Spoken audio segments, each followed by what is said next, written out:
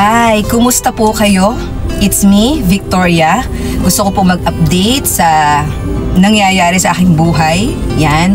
Masasabi ko lang talaga na napakabuti ng ating Panginoon. Ngayon, malinaw na sa akin kung bakit inalaw ng Lord na pagdaanan ko yung depression. Yan. Ngayon po ay nagpapagaling pa rin po ako, pero mas better na po talaga.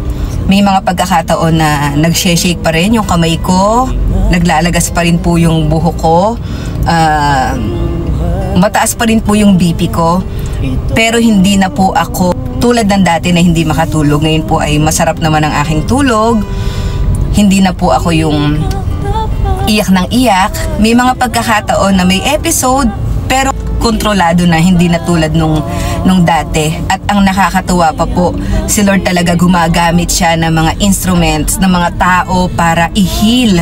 Yan, i-heal yung mga sugat sa pagkatao ko, sa puso ko. Tulad po nung Sunday, meron pong mag-asawa na sobrang modelo sila para sa akin.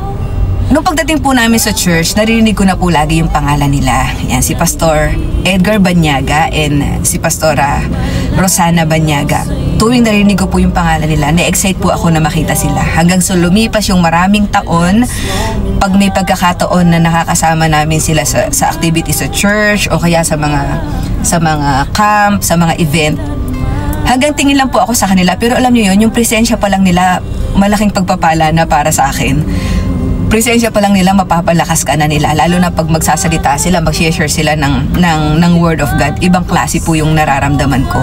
Hanggang lately po, nito mga nakalipas na taon, nakakalapit na po ako sa kanila, nakakapagpa-picture ako. Mahilig ako magpa-picture kasi ano yun memories, di ba? So alam mo, madikit ka pa lang sa kanila, parang ang sarap sa pakiramdam. And nung Sunday po, nag-speak po sila sa church. Worship leader po ako nun. Tapos after po nun, syempre hindi ko na pinalagpas yung pagkakataon, nagpa-picture po ako sa kanilang dalawa. And sabi ni Pastora sa akin, Pastora Rosana, "Oh anak," sabi niya, "again, thank you for ushering us sa presence ni Lord." Sobrang nakakatuwa sa puso. And kinamusta niya ako. Sabi ko, pagkakataon na to para masabi ko sa kanila, di ba, para meron akong kasama sa pananalangin. So maiklian po, nakatayo lang po kami nung sinabi ko sa kanila, maikli yung kwento na nangyayari sa buhay ko. And sabi niya po sa akin, the greater the trials, the greater the blessings. Confirmation lang po ito nung narinig ko kay Pastora. Kasi marami na po nagsasabi sa akin yan. And kahit mismo si Lord, sinasabi rin po sa akin yan. And ang blessing naman po, hindi lang naman ito sa material na bagay. Ang blessing po ay ang magkaroon ka ng pamilya na sobrang nagmamahal sa'yo, ng mga kaibigan, magkaroon ka ng mga leaders, ng mga sitwasyon na tumutulong sa'yo, nagpapalakas sa'yo. Iyon po ay isang malaking pagpapala. So yun po, yung sinasabi ko na may mga taong ginagamit ang Panginoon para i-heal ako, patuloy na i-heal ng Panginoon. Kasi po, 18 years nang wala yung nanay ko. 15 years na pong wala yung tatay ko. And dun po sa mga nakaka-relate, 18 years ay parang kailan lang. Parang fresh na fresh pa rin po yung pagkawalan. Na hinahanap-hanap ko po siya.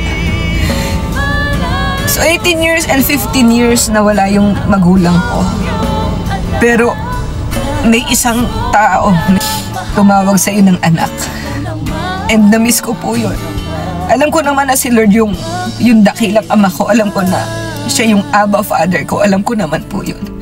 Pero yung gumagamit siya ng tao para i-heal ka, ibang klase po yun.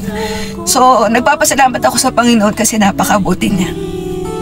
Yan, meron pa ako isang leader sa church na niyakap ko siya. Ramdam ko yung pagyakap niya din sa akin na may pagmamahal. And sinabihan niya ako ng I love you na sa mahabang panahon. Hindi ko naman yun narinig sa kanya. Pero alam kong mahal niya ako, pero hindi ko narinig sa kanya yun. Ano niya, may mga ginagawa talaga si Lord para iparamdam sa'yo na mahal ka niya. Yun lang po gusto kong sabihin na mabuti ang Panginoon. Itong pagluha ko na to ay pagluha ng kagalakan. Pagluha ng pasasalamat sa Panginoon kasi napakabuti niya. Yun lang po, and maraming salamat. I am blessed, Victoria. I am forever blessed. And so are you. Bye, guys!